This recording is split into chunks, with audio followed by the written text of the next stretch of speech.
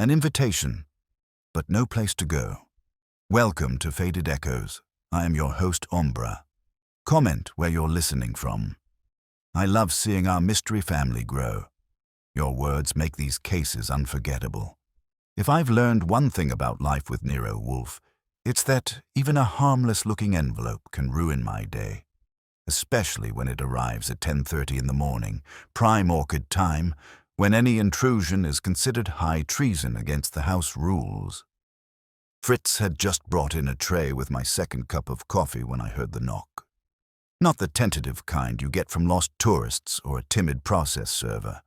This was a single, crisp rap that suggested confidence, money, or both. I opened the door to find no one there.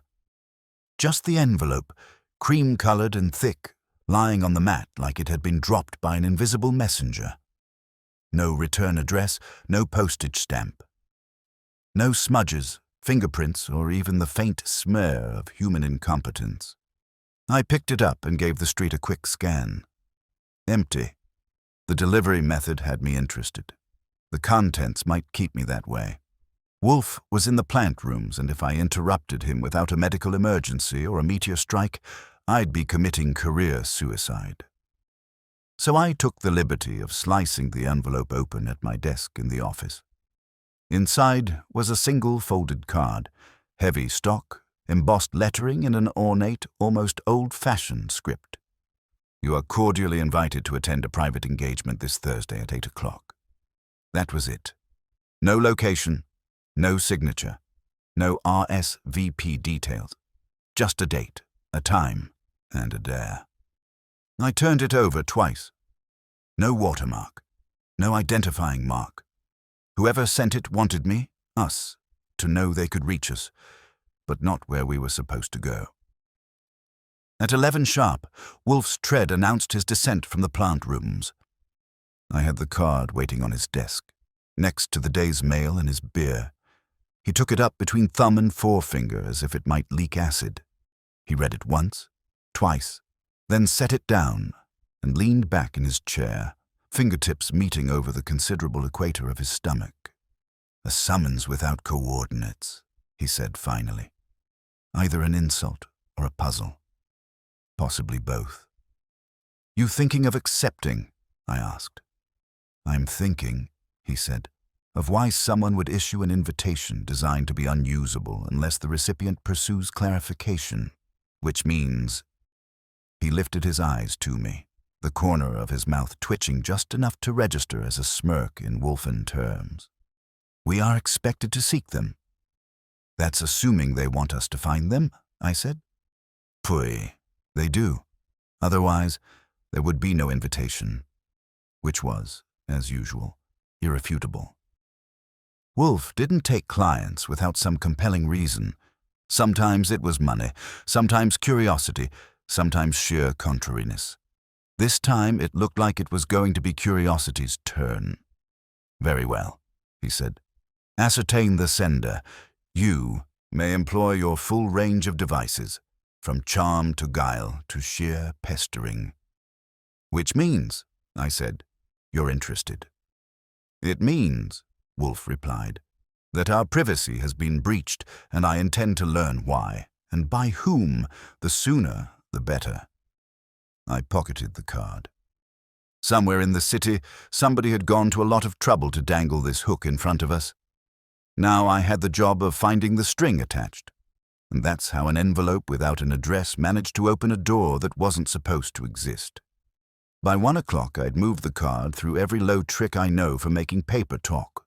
The paper store on Lexington that prides itself on sniffing pulp sources whiffed and called it bespoke. Probably European in the smug way people say obvious things when they want a sale. The embossing wasn't a standard plate any local engraver admitted to, and the courier services laughed when I asked if they handled unaddressed invitations by clairvoyance. I came back to the brownstone with a sandwich in one hand and the question in the other, and if you're wondering which Wolfe would have preferred I hold with both hands, it wasn't the question. He was finishing lunch in the dining room, demolishing a plate of trout with an attention he rarely grants people. I set the card at my place, waited for Fritz to ferry the sauce boat out of harm's way, and relayed what I had. Non-committal, Wolfe said, which was rich coming from him. Good. A timid sender would have chosen a timid paper. This is confident, obstinate. They are inviting pursuit while withholding direction. That is revealing. Revealing what? I asked, because sometimes if you give Wolfe a little rope, he ties it into a pretty bow on his own conclusions. That they perceive us as instruments they can set in motion with the right pressure. He forked the last bite. Which is why we shall not move. You did move, I said. You moved me. I've been trotting. That suffices, he said, dabbing his mouth. You will continue to trot, but the brownstone will not. I've never figured out whether he uses the house like a stage or a fortress. Whichever it is, I got a demonstration 15 minutes later when the doorbell rang like a declaration of war.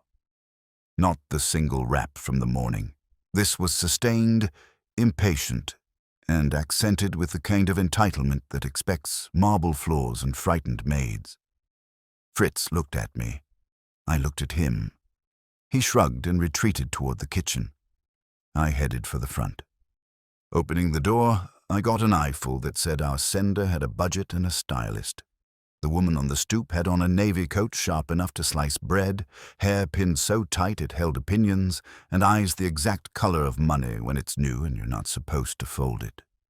With her stood a man of the bulky, deferential sort that companies issue, with the same enthusiasm they reserve for legal disclaimers. Archie Goodwin, she said, already moving past me without waiting for a yes. Good, I'm expected. By who? I asked her back, stepping in front. Not touching, just geographically persuasive. By the man you work for, she said. Nero Wolfe. Please don't make me say I'll wait. I don't wait. You might try it, I suggested. It builds character. She didn't smile. I'm Serena Van Alstyne. The name landed with a soft thud and then unfurled in my head like a headline. Old trust, newer scandals, a family that threw galas the way other people throw fits, and a father who had donated his reputation to the stock market twice and gotten it back both times. Serena was the daughter, the one who had spent the last 5 years turning their philanthropic foundation into something glossy enough to blind auditors. If she wanted to talk to Wolfe, she had channels. The fact that she had chosen our doorbell promised fun. Your card? I asked, holding up the invitation. Her gaze flicked to it. She made no move to take it. Mine, sort of. May we? I kept my post because Wolfe's law about the office is older than some European countries. You may, after you tell me whether you've already been inside today. She blinked like a cat, considering whether to acknowledge the furniture. I don't see how that's relevant. It's relevant when an envelope appears on our mat without a hand to carry it, I said. Call me particular. Then be particular with someone else. I sent the card by a courier who was instructed to deliver and go. If your man wants a head on a platter for that, I'll send my apology with the next tray of Petty's Fours. That sounded like something a Van Alstyne would say. Apology à la mode. I stepped aside and led her to the office, with the bodyguard parked discreetly in the hall. Wolfe was in his chair, which is how you know the earth is still interested in staying on its axis. He looked at her as if she were an unusually animated painting. Miss Van Alstyne, he said. Mr. Wolfe, she said, and let the room get quieter to see who would fill it. Wolfe doesn't do silence as a parlor trick. He uses it as a measuring tape. He let it stretch to the point where the air got nervous, then dropped the card on his desk with 2 fingers. Yours? Yes, she said, and unaddressed. Yes, she said again. On purpose. Wolfe closed his eyes. When he opened them, the look he gave her would have curdled a politician. You trespass in a narrow way, he said, and expect me to forgive the trespass because it is artfully done. Why are you here? Serena sat without being invited. and if the office minded, it didn't show. Because a man who never leaves his house is inconvenient to approach, and because I needed your attention. I have it. Good. A week from today, my foundation will host an event, a pledge dinner. We expect donors, press, a governor, and at least 2 people I'm forced to be polite to because they own hospitals. I also expect a theft. You expect it, Wolfe echoed. You mean you have reason? I mean I've been promised, she said, by an anonymous caller who informed me that the flowers would be rearranged. I'm not a florist. Anonymity and metaphor, Wolfe said, the preferred tools of mediocrity. Tell that to the voice, she said. It was recorded over something. There was a hum I couldn't place, and the choice of words was ghosted from a letter sent to our foundation 3 months ago, warning of improprieties in our donor list. Whoever wrote that letter also used the flowers to refer to patterning, like someone was moving pieces around to make a bouquet look fuller than it was. Padding, I said. Phantom pledges. Or real money diverted, then returned to the ledger like a boomerang, she said. We found no proof. We would have corrected anything if we had. The donor lists are cleaned, but now someone wants to make a moment out of it at my event, in front of cameras. They think they can humiliate me or the foundation or both. I would prefer that not happen. Your preference is not the point, Wolfe said. Your information is.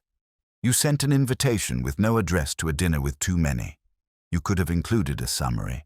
You didn't. You came to declaim. Why me? Because you're the only person whose presence at the event will move the right people to behave, she said. If certain donors hear that Nero Wolfe is in the building, their consciences will either stop or start. Either way, I'll see it. And you assume, Wolfe said, that announcing myself in that menagerie will do me any good.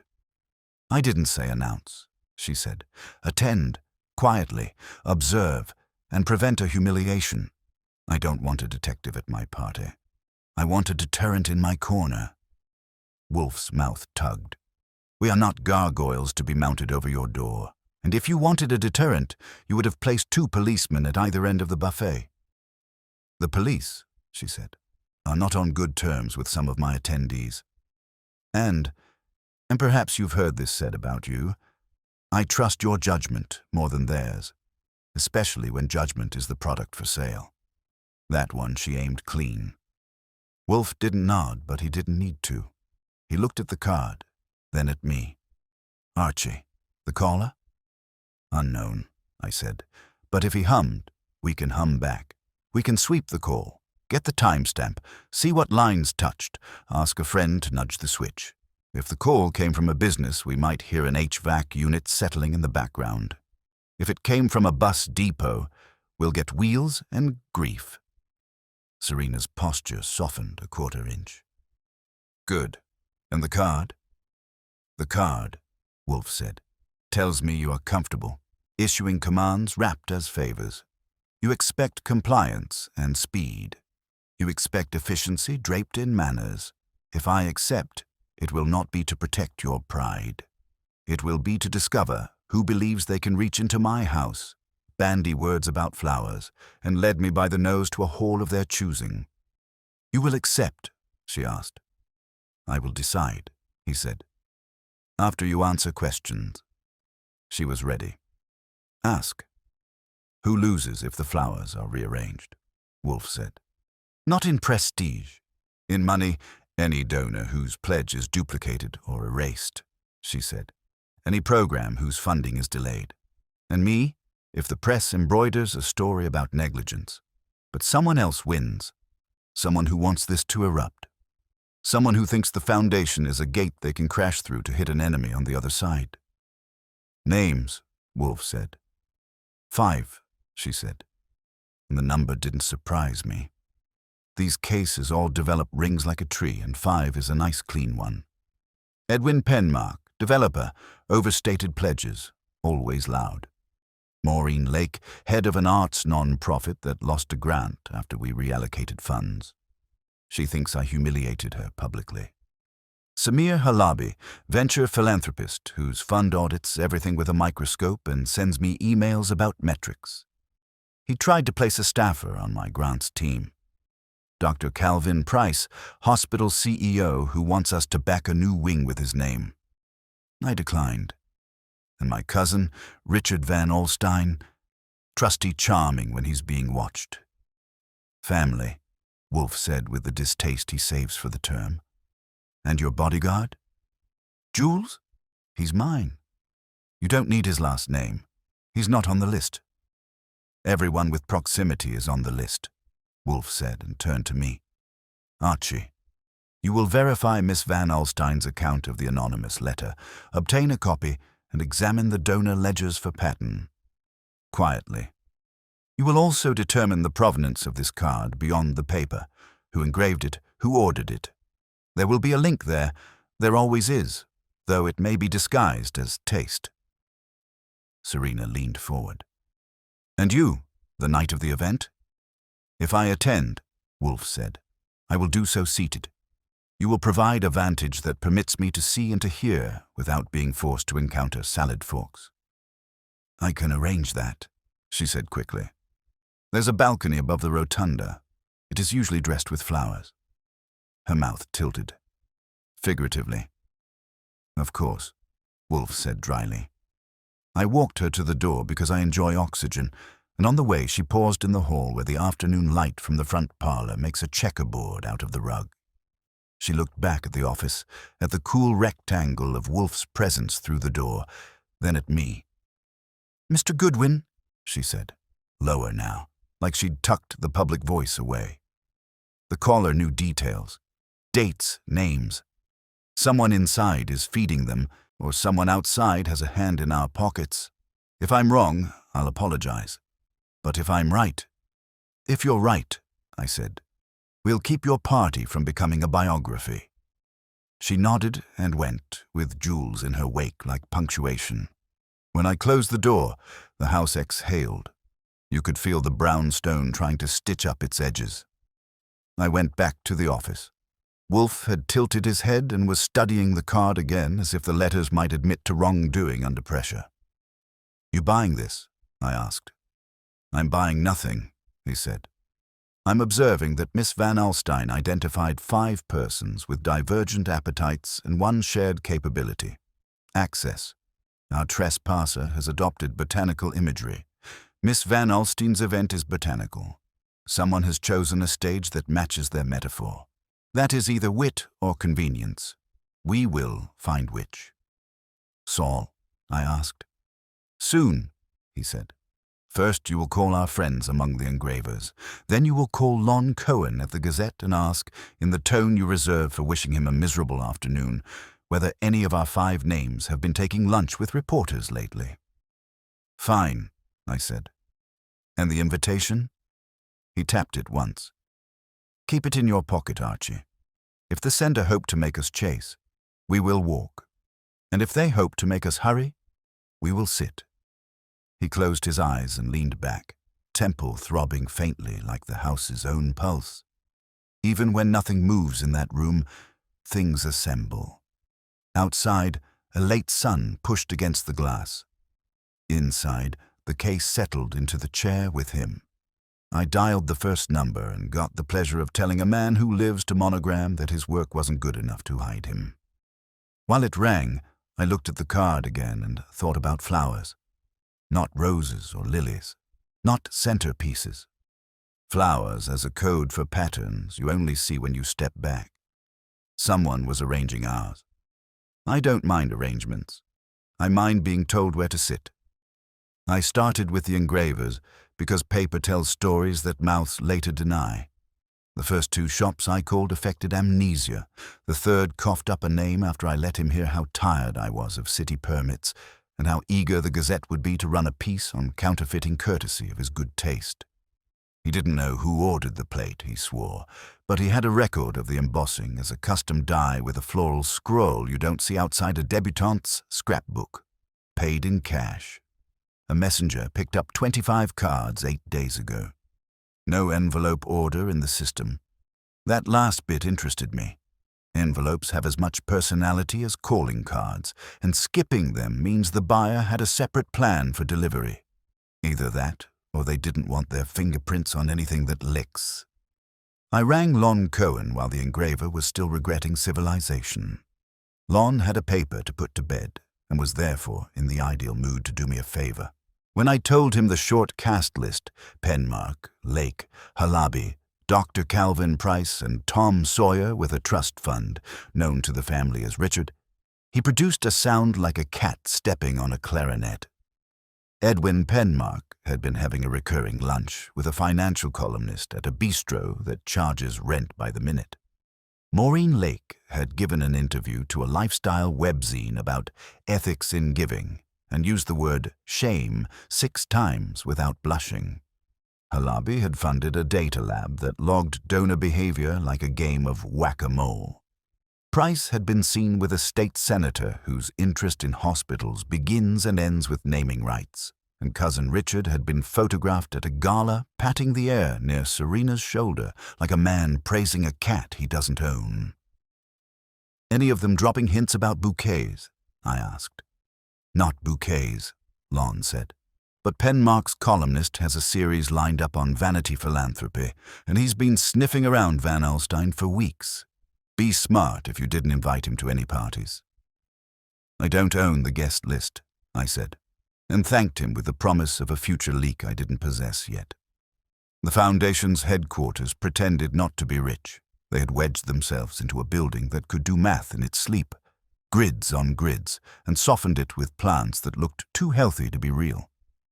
At reception, a young man with a haircut engineered to imply diligence took my name, made me a badge, and called upstairs. While I waited, I looked at the wall of framed spreads showing past events. Rotundas, banners, roses the size of lifebuoys. If you were the type to talk about flowers while plotting an ambush, you couldn't ask for a better florist than the Van Alstyne archive. Serena's assistant arrived in shoes that had made peace with speed. Her name was Becca. She had a binder hugged to her ribs like a precaution. She steered me into a glass box they called the small conference room. On the table was a manila folder with a sticky note, "For Mr. Goodwin." Inside were copies of the anonymous letter, the transcript of the call, and an audio file on a little thumb drive with a neon tag. I liked the tag. It meant someone here knew what gets lost. "We pulled the call from our phone vendor," Becca said, businesslike. "Blocked ID, but the timestamp matches the transcript. We also clipped a few seconds of just nothing so your people can listen for whatever you listen for." I said. "We listen for hum." She managed a smile. "Then I hope it hums in tune." The letter was printed on standard white, no watermark. Lines justified like someone had bullied Word into believing in ceremony. "You will find," it began, "that the flowers arranged on your books are not your own." It went on to list dates, 3 pledges that had appeared twice in quarterly summaries, 1 pledge that had shown up as anticipated, before the donor had attended the event where they were anticipated to anticipate, and a transfer from an internal float account back to the main giving ledger 2 weeks later, with a footnote that excused itself like a doctor's note. The tone was tidy, not rabid. It read like a teacher grading with a ruler handy. "Who besides you saw this?" I asked. "Serena, me, our CFO, and 1 trustee. Richard," she said, and didn't like saying it. He insisted. He said we had to be transparent even within the family. Serena agreed. We did a scrub. We couldn't find anything criminal, just sloppiness. We fixed what we could fix, changed how anticipated gets used. Then came the call, which felt like somebody had been waiting for their moment to announce they were right. "And the event planner," I said. "Who prints the cards, orders the flowers, arranges the arrangements? If you were going to rearrange, you'd want access to the stage before the audience sits." Her binder exhaled colored tabs. "The event is run in-house. We hire rentals, caterers. Floral contract is with Vanda and Vine. They've done our events for 2 years. The head designer, Lila Voss, is a genius and a terror.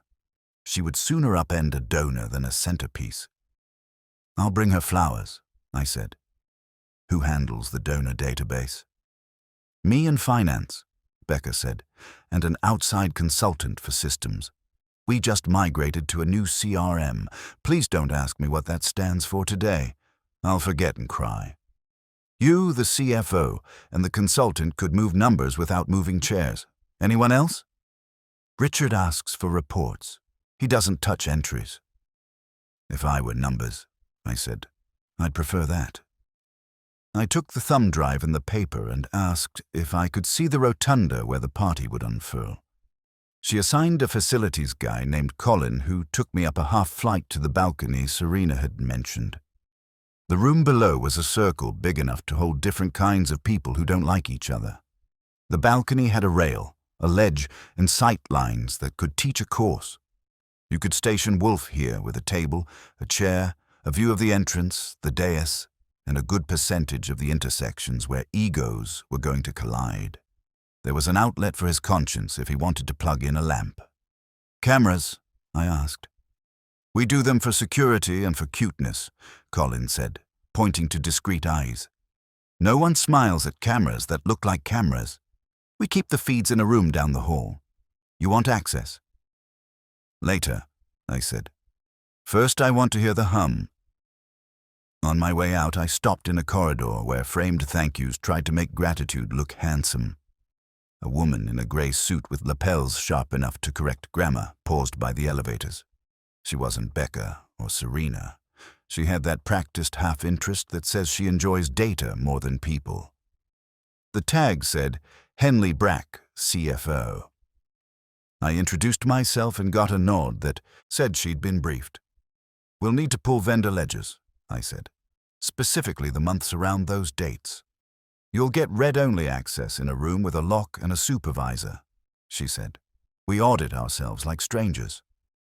That's healthy, I told her. It's necessary, she said, and got into an elevator that mindfully closed the conversation. Back on the street, I called Vanda and Vine. The florist's receptionist told me that Lila was in a mood, which florists say the way surgeons say, it's delicate. I took a cab down to their studio, a brick box perfumed like a better life. Inside, people were doing slow magic to greenery. Lila Voss wore black like a brand and had hands that spoke in complete sentences. She looked me over and decided I was not a threat to the dahlias. You're with the foundation, she said, already not liking it. I'm with a friend of the foundation who hates surprises, I said. Someone promised a rearrangement of your flowers. I figured I'd ask the architect how sturdy her scaffolding is. The flowers are choreography, she said. You don't rearrange them, you rewrite. The balcony gets orchids, hung, not potted. The rotunda gets peonies and quince. The donor tables get arrangements named for, God help me, qualities. Honesty still in season, I asked. Honesty is always out of season at these things, she said. But the flowers will hold.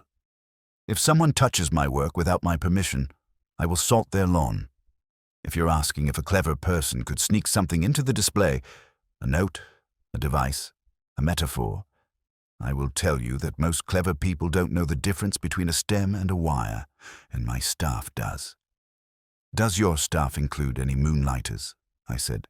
Anyone with a second gig at the foundation? No, she said, too fast to be lying.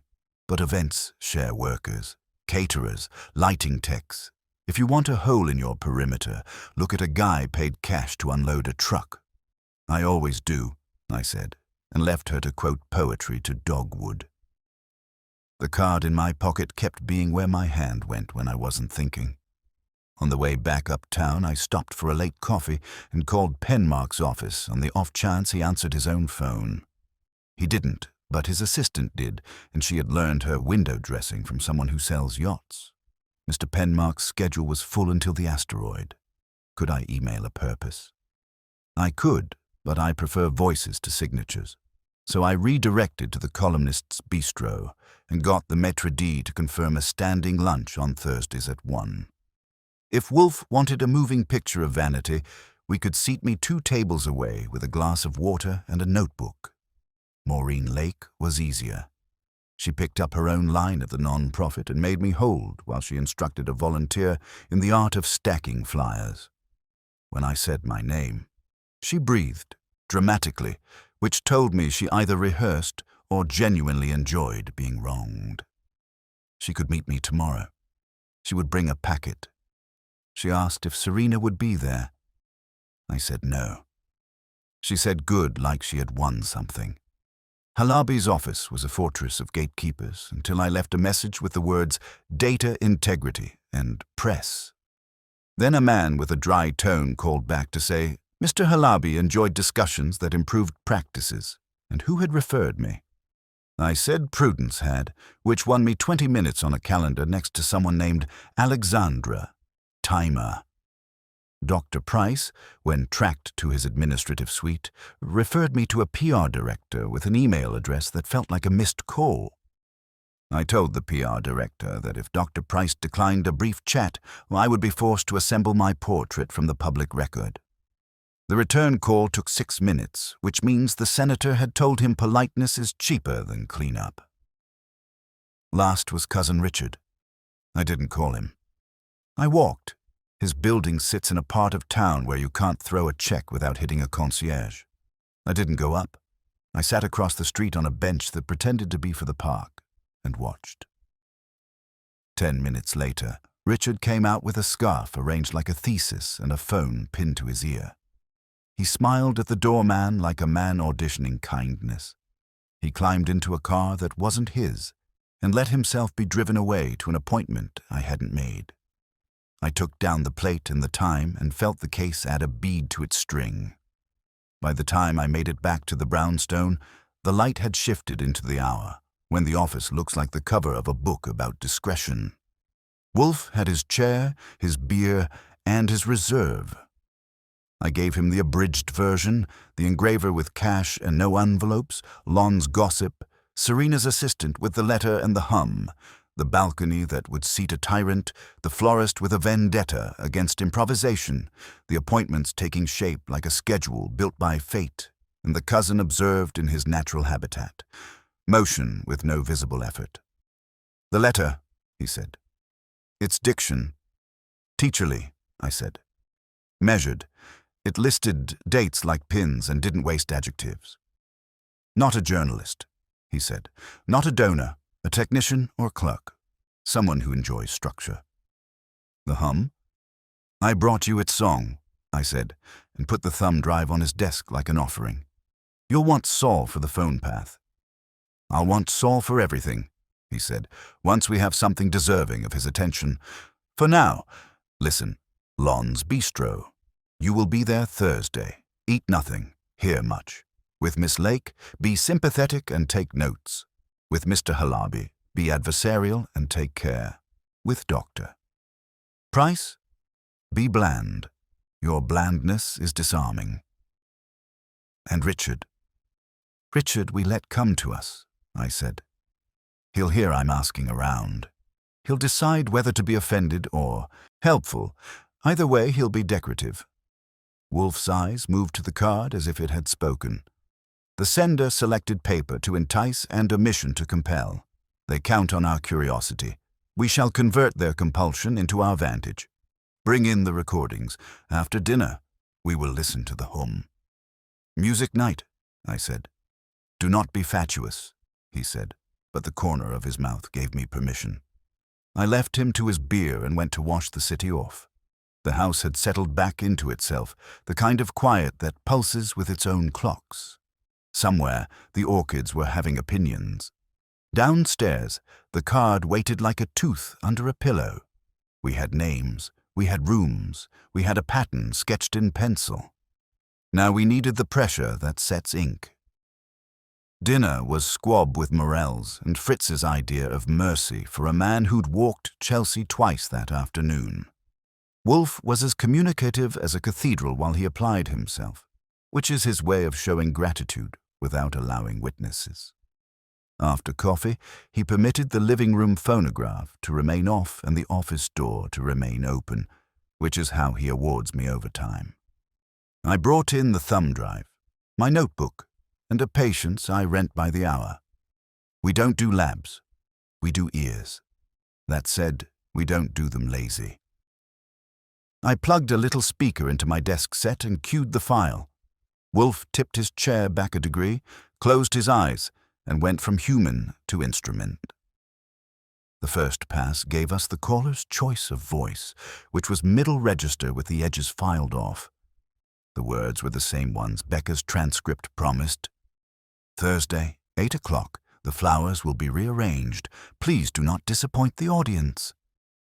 The phrasing wore gloves. Again, Wolfe said. The second pass wasn't for the words.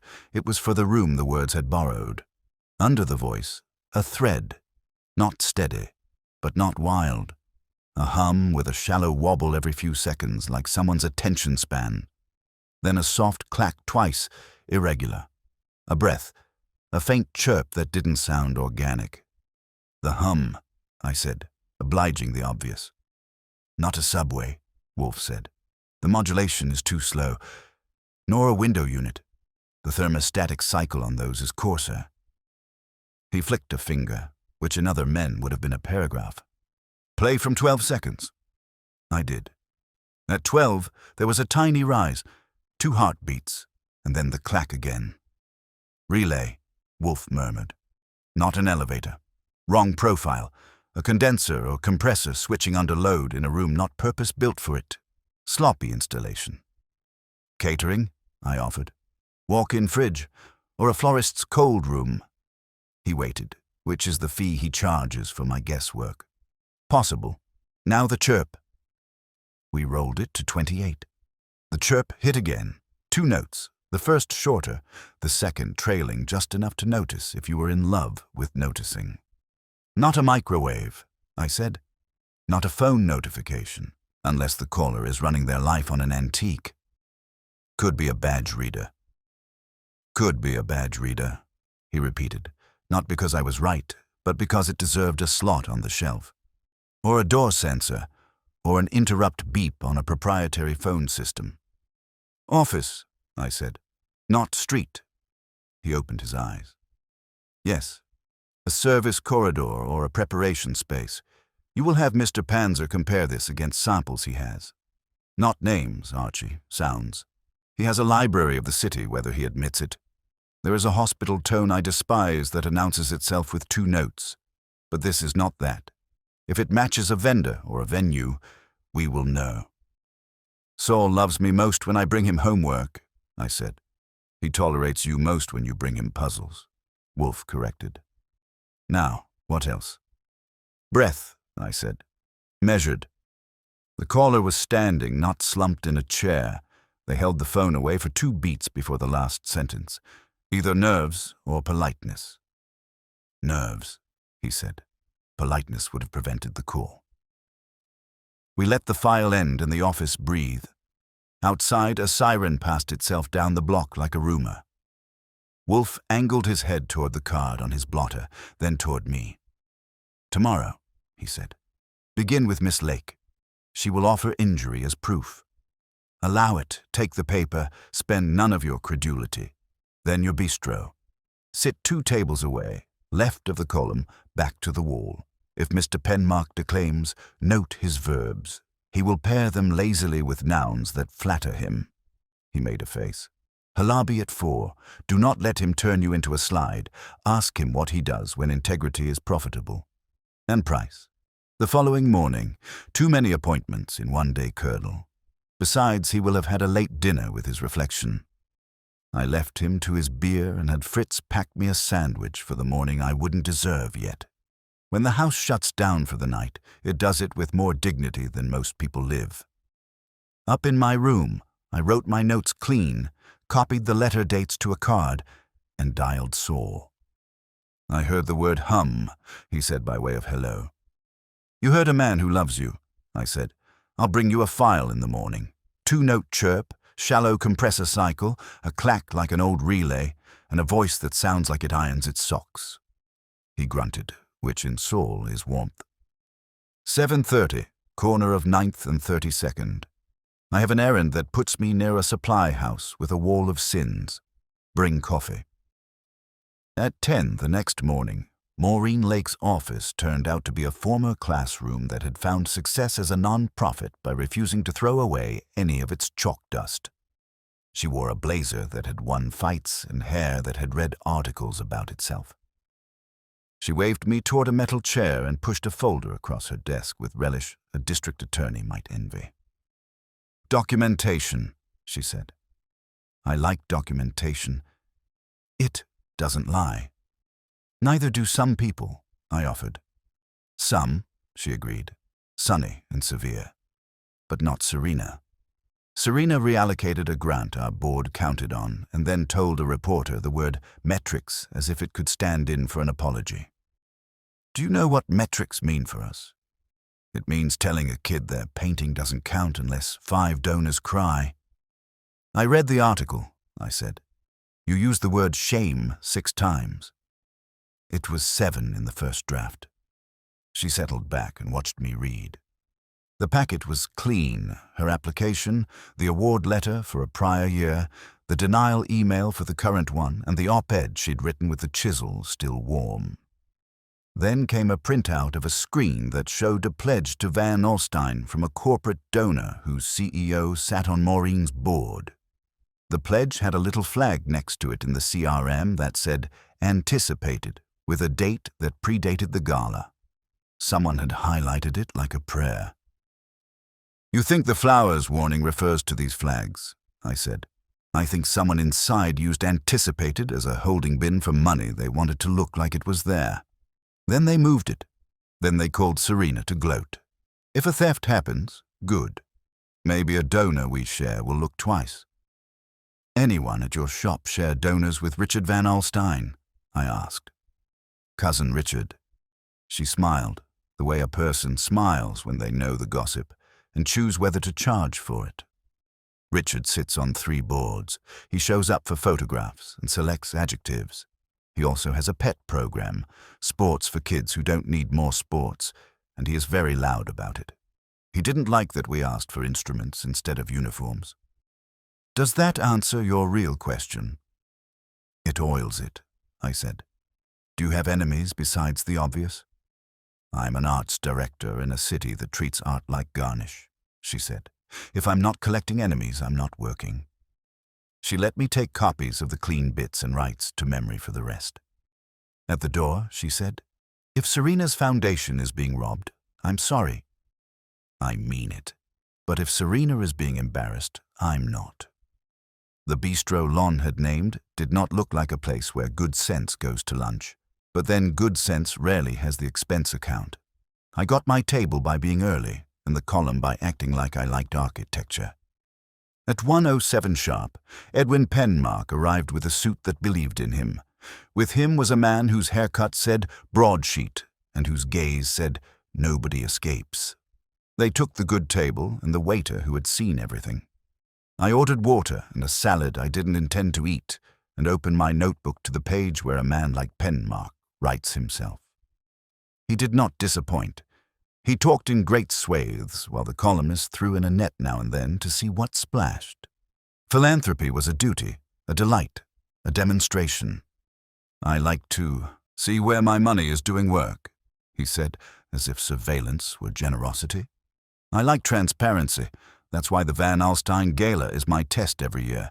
You can tell who's serious by who shows up and who stays till the end. Do you always stay till the end? The columnist asked, and if his face didn't shift, his pen did. Always, Penmark said, unless there's a fire to put out. I penciled the remark as exit strategy. He went on to lament the new fashion for impact evaluations that turned giving into a report card. He liked checks that bought things with plaques. He disliked programs that counted people. He said Serena had spine, then said she had a team of accountants, and let the word sweat. Your pledge this year? The columnist asked. Bigger, Penmark said, and smiled like a man being photographed in the act of philanthropy. If the evening goes as it ought. I didn't get a bouquet out of him, literal or figurative, but I did get a change in the air when he mentioned the balcony. They perch the photographers up there, he said, glancing toward a ceiling that didn't care. They catch you looking down. It's not a flattering angle.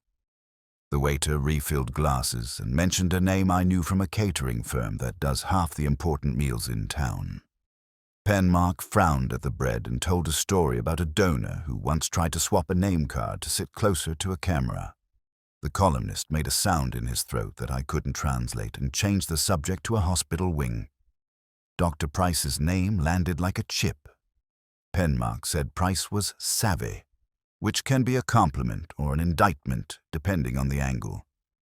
I paid for salad like a patriot and left them to dessert. On the sidewalk, I wrote the one thing that had bothered me about Penmark's diction. When he said, "The evening goes as it ought," he didn't mean goes well, he meant goes to plan. People like Penmark think plans are theirs unless proven otherwise. Saul at 4 had a coffee that tasted like a sincere apology and a portable that could make a hummingbird into a suspect. We stood by a warehouse wall while he ran the file through a spectrum display that resembles abstract art you don't hang in the living room. He listened like Wolfe does, with his eyes. At 28 seconds, he pointed. "That chirp," he said. "That's a door-held open alarm for a keycard system made by a company that sells to office parks and mid-range institutions.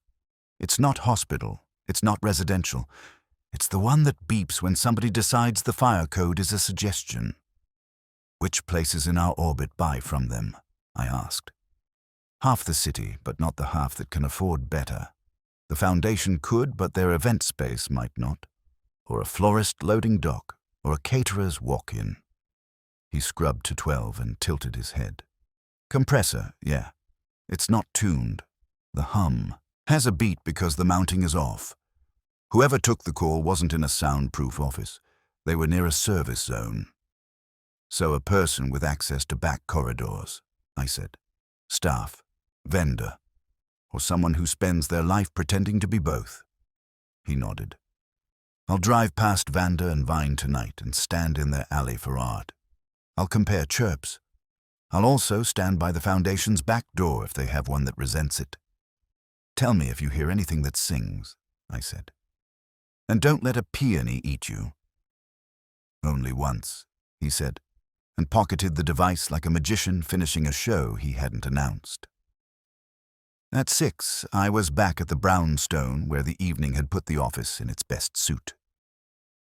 Wolfe listened to my recital with the kind of patience he extends to Fritz's reduction sauces. The words "badge reader" twitched one of his eyebrows. Penmark's plan twitched the other. "Miss Lake?" he asked when I finished. "Aggrieved with documentation," I said. "Her packet shows the anticipated flag used like a spare finger. If the anonymous letter writer came from inside, they are the sort who corrects margins on other people's notes. And Mr. Penmark, he likes his evenings orchestrated. He stays till the end unless he is called to his destiny. Mr. Panzer's chirp? Keycard door held too long. Office park class, not hospital. He'll canvass the candidates and see which beep is our beep." "Good," Wolfe said. He pressed his fingertips together and stared through them as if they were a lattice and I was a peony. "We have a stage and a promise of theater. We have 5 persons rehearsing in their mirror. We have a device for access and a voice that does not pant. We will not be stampeded. Tomorrow, Mr. Halabi will attempt to interrogate you while you think you're interrogating him. Do not accept his premise. Remember that he believes money is a report and people are cells in it." "And Price the day after," I said. "I'll bring my blandness." "Do," he said. "It suits you, like innocence suits a thief in poor light." I would have saluted, but my hand was busy with the card in my pocket, which had a habit of reminding me it existed. When I slipped it out and set it on Wolfe's desk, it lay there like a well-behaved problem. Keep it, he said, not looking at it. Let it burn a hole. If our sender wanted to prod, we will let the prod sting and no more. We let the house close around us the way it likes to, with the kind of quiet that you buy with rules. I checked the locks because that's a habit the brownstone had installed in me. In the kitchen, Fritz was humming in the way a contented man hums when the dishwasher does most of the work. I stopped at my desk to cap my pen and saw that the top sheet on my pad wasn't sitting the way I had left it. Not drama. Just a sliver askew, as if someone had lifted it and put it back with more care than I ever use. I stood there, the card very flat under my palm, and thought of doors that beep when they're held too long, and voices that prefer gloves. Then I straightened the pad to the angle I like and went upstairs, not happy and not nervous, exactly. Just aware that somewhere somebody else appreciated arrangements. I didn't sleep badly. I slept like a man who had left his notebook in the same position twice and found it in a third. Morning in the brownstone doesn't ask how you feel. It tells you the schedule. At 9, orchids. At 11, beer. At noon, Wolfe eats what Fritz declares to be civilization. Between those, I had a date with a man who believes numbers are human only if you put enough decimals on them. Halabi's office sat on a floor that liked glass and the sound of expensive shoes crossing it. The receptionist had the tone of someone who screens for sport. When she finally waved me toward a conference room, I got greeted by a man who had shaved with an app and wore a watch that could probably diagnose me. He didn't offer a hand. He offered a chair whose ergonomics had been explained to it at length. "You're the investigator," he said, not bothering with my name. "I'm the audience," I said. "You'll perform." He twitched a mouth. "Performance is for people who can't prove. You said this was about data integrity. Whose data?" "Yours," I said. "And theirs." I gave him the list. The anonymous letter, the anticipated flags, the call that predicted a rearrangement of flowers with an audience in mind. You consulted for the Foundation's CRM migration. If someone used anticipated as a coat rack, did they do it with your toolbox? "My toolbox does not include bad habits," he said. "We build governance. We write rules. If a field called anticipated exists, it exists to flag soft commitments that need follow-up. It does not exist to decorate a ledger so a chair can congratulate herself." "Then why," I asked, "did it get used for decoration?" "Because people like decoration," he said, and that landed harder than he intended. "We trained their staff. We provided role permissions. If someone misused access, they either had permission or they had help." "From inside," I said, "or from you." His face had been practiced at neutrality. It took a second to keep up. "If you're going to insult me, you could at least do it with a dataset." I slid him copies of the dates from the letter. He scanned them like a man looking for a typo he could marry. "These entries would have been made by someone with edit rights on pledges," he said. "Either development staff, finance, or a trustee with elevated access, if they insisted on seeing numbers before numbers were worth seeing." "Richard," I said. "I don't use first names for trustees," he said. "I use audit logs." "Do you still have access to their system?" I asked. "No," he said. "We relinquish when the project ends." He paused, then added, honest in spite of himself, "But I could ask for a courtesy credential. They usually keep me around in case a report breaks its leg." "Ask," I said, "politely. And if you get it, look for patterns. Who touched those entries and what else they touched, and any export activity. Whoever likes flowers may have been picking a bouquet to take home." He was quiet long enough to count as thinking. "If this is theft, it's clumsy," he said. "If it's theater, it's expensive. Either way, it's ego." "You'll fit right in at the gala," I said, and his mouth let itself admit it wanted to smile. He wanted to turn the table. Men like him always do. So he asked me why a private detective was sitting in a chair instead of the police. I told him the truth. The police don't like being used as a backdrop, and this smelled like someone who loves backdrops. He thought about that and said, if the caller used a badge-controlled corridor, they're staff. If they used a vendor's door, there's someone who knows the vendor won't report a propped exit because it costs them a contract. Staff or vendor, I said. That narrows the universe to the size of Manhattan. It narrows motive, he said. Staff do it to prove a point. Vendors do it to win a bigger one. Trustees do it because they believe the word trust is a mirror. I left with his promise to request access and a note to check whether his company had sold the same CRM to 3 other institutions that had recently found their anticipated field went to seed. He saw me to the door to make sure I didn't take any secrets with me. I didn't because he hadn't let any out. On the sidewalk, Saul pinged me. He doesn't text with emojis. He texts like a man in a trench coat. Beep match likely. Call I found a patch of shade and did. Foundation service corridor, he said. Not the front of house system, the back hall that leads from the loading dock to a storage room with a cooler. Their card readers chirp like your file when somebody treats the door like an invitation. I stood there until security asked me if I was discovering myself. The compressor hum matches the profile in your clip, off by a hair like a handyman with ambition. So our caller made the call from their house, I said. From a hallway in it, he said. Not at a desk, and the 2 clacks.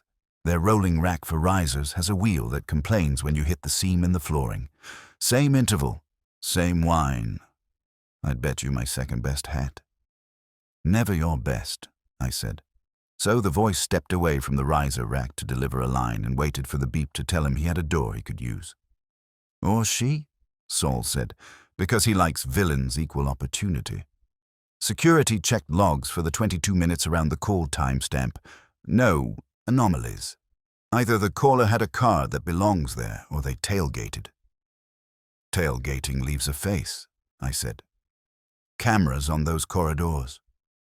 Security says they're pointed at the doors and not the space between because budgets are art, he said. But feeds exist. You'll want to look. I'll want Henley's permission, I said. She'll give me a room with a lock and a chaperone who grades my posture. Good, he said. Bring snacks. By the time I reached the brownstone, the house had decided lunch was exactly what it was, and no more. I slid into my chair and reported. Wolfe listened with that tilted head that means the pieces behave, then said, so the call originated within the venue. That simplifies. It is not a threat from abroad. It is a message from the stage. And my pad, I said. He flicked his eyes at me. Ah. I'm not saying it walked, I said. I'm saying it was straightened by a person who understands paper angles the way Lila understands quints. Did you leave any papers with names visible? He asked. Only the list, I said. Our 5. He didn't love that. We will not indulge in melodrama, he said. But we will confirm that no one enjoyed our hospitality without permission. Fritz? Fritz appeared, as if summoned by a bell installed in heaven. Wolfe asked if the front lock had been unusual. It had not. Fritz asked if he should check the windows. Wolfe told him not to insult the windows. Then he rang our locksmith and scheduled a call for that afternoon to inspect the set of 3 pins the brownstone wears like jewelry. Meanwhile, Wolfe said, Henley Brack. The Foundation's CFO answered my call like she'd been expecting a bill. I told her we needed camera access for a window around the call time. She told me she would provide a room, a guard, and a chair that did not swivel at 2. I told her I'd bring my sunny disposition. She said to please leave it at home. They put me in a monitoring room with enough screens to make anyone believe in omniscience. A guard named Alvarez sat beside me and applied discipline to his coffee. He rolled back to the timestamp I gave him and let the feeds play. Main lobby, donors tangling with a tour. Rotunda, a skeleton crew staging risers exactly where Saul said they were. Service corridor, 2 doors, one to the loading dock, one to storage. The camera peered like a nosy aunt, catching the frame when each door opened and a sliver of whoever passed through if they were not nimble. At the minute the transcript said the call started, I got a sliver, a shoulder disguised in the democracy of a staff T-shirt. Then, 3 seconds later, a forearm with a wristband, white, not a watch. The door held, the beep beeped, the frame saw no face. 39 seconds later, a figure passed again, this time with a cart, and the wheel hit the seam and complained. "Play back slower," I said. Alvarez obliged. The wristband had a logo, not of the foundation, but of a vendor, a rental company whose name I knew and whose warehouse has a foreman that swears at timesheets. The forearm had a pale crescent scar near the elbow, like a bite mark from a piece of equipment that had gotten territorial. "Can you pull the dock camera from the half hour before and after?" I asked. When he did, we watched a parade of pallets, florists' bins, a man with a clipboard and a beard that had certified him for union rates, and 3 staffers in the same democracy T-shirt. Then our cart again, arriving with the forearm and a hand that had the courtesy to be distinctive. 2 fingers wrapped with athletic tape. "Pause," I said. "Print that." Henley arrived at the door of the monitoring room like a proctor. I showed her the print and asked if her staff wore wristbands with other people's logos. "We shouldn't," she said, "but event weeks break rules." She peered. "That logo is Gable Rentals. We use them for platforms and drape. Anyone with tape on their fingers is either an overachiever or a fool." "Name?" I said. "We don't track laborers by name," she said. "We contract the company. The company sends crew. Then I'll ask the company which of their crew has a scar like a parenthesis," I said, "and white wristbands." "You'll need a reason," she said. "Tell them I'm collecting fans," I said. "And if that fails, tell them if I have to, I'll ask the Gazette to collect them for me." She didn't smile, but the left corner of her mouth acknowledged the possibility of that being funny. "I'll email their manager. In the meantime, you cannot have copies of our feeds." "I don't want copies," I said, which was true. I wanted to be the person who had seen the thing you couldn't unsee. On my way out, I let myself detour to the balcony again. A man from lighting was explaining to a woman from lighting why the rig would be unobtrusive in the way lights always claim they will be. I checked sight lines.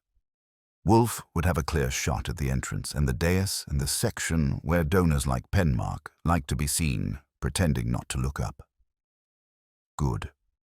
Back at the brownstone, the locksmith had finished telling our pins they were still virginal. Fritz reported no intrusions, disguised or otherwise. The office air had that composed feel it gets before Wolfe decides whether the world will be permitted to continue.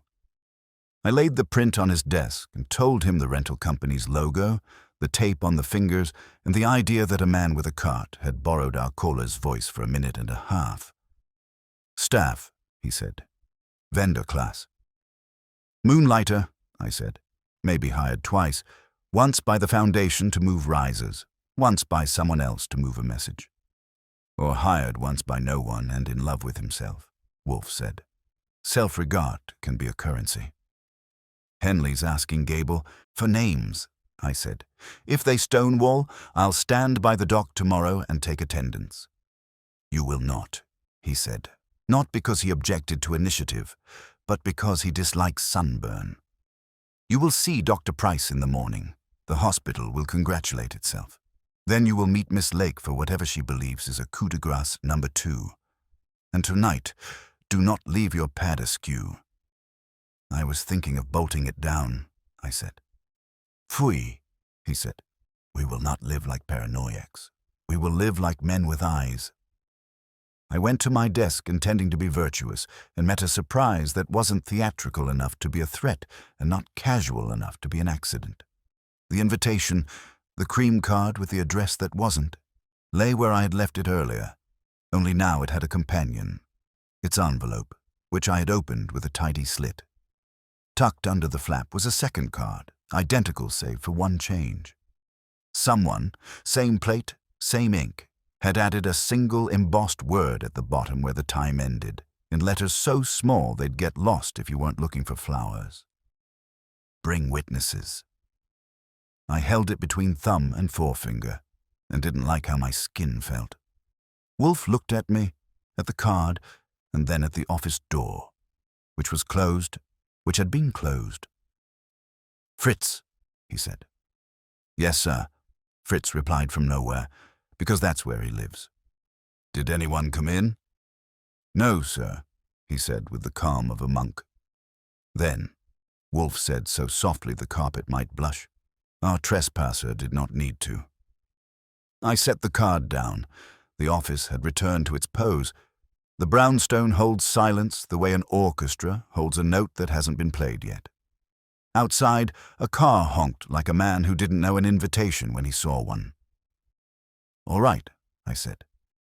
"Witnesses." "He thinks he's staging a morality play?" "He thinks," Wolfe said, "he is the author." "And we?" "We are the audience," he said, "until we are the editor."